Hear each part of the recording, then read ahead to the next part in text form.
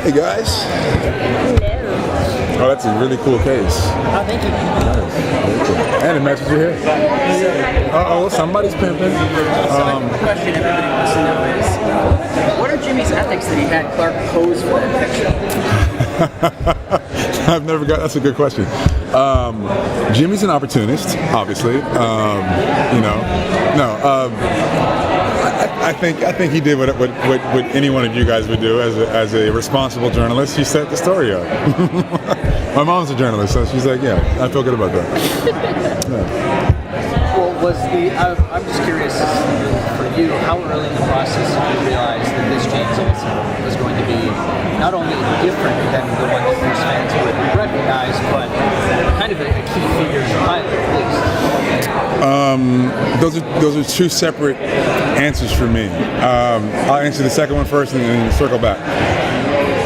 A key element in the pilot, they told me, they were like, okay, so he's not really in the pilot a lot, or the cases, but in the series, this is who he is, and so on and so forth. Things I can't tell you guys now, but it was exciting to know that I was going out for something that was so intricate to it.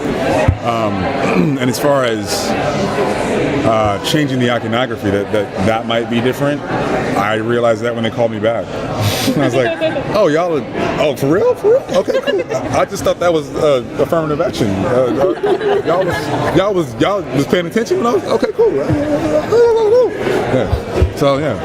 Is there a particular, are there particular comics that you've read for research? Because obviously Jimmy has a wide range of different portrayals of They gave me a couple to read, and then I read them, but it doesn't really apply to the James Olsen that we're going to create.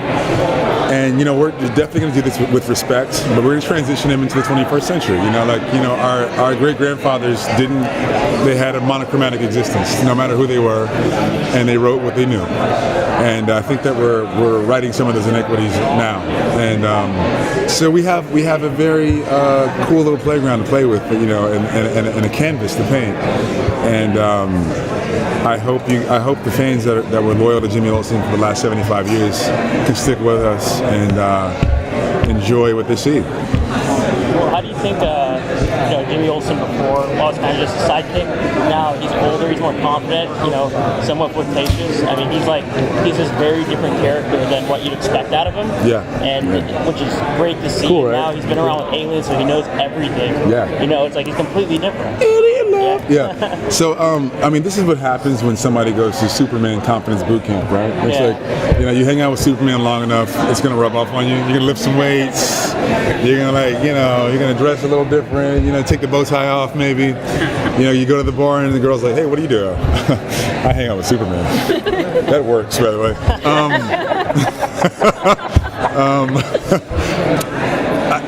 I'm excited, man. Like, I know it's going to be different and it might be hard for some people to swallow, but just get your gag reflex ready, whatever. It's just swallow it. It's going to be gold. It's going to be really cool. It's going to be gold. Are you excited for the second half of the season when every interview does not include the question, why does Jimmy have to be a person of color? Well, I haven't gotten that question that often, and he doesn't have to be. He never has been. So this is the first time we're doing it, and to me that just means that in this country that we're headed in the right direction, right? And also, this sounds corny, but I'm a corny guy, whatever. It does go to show you, like, if you're a naysayer, if you don't think things are changing, all you have to do is look around. And we're becoming more accepting of people, just whoever they are. It doesn't matter what they look like. It's like judging people by the content of the character and the content of the scene, if you will.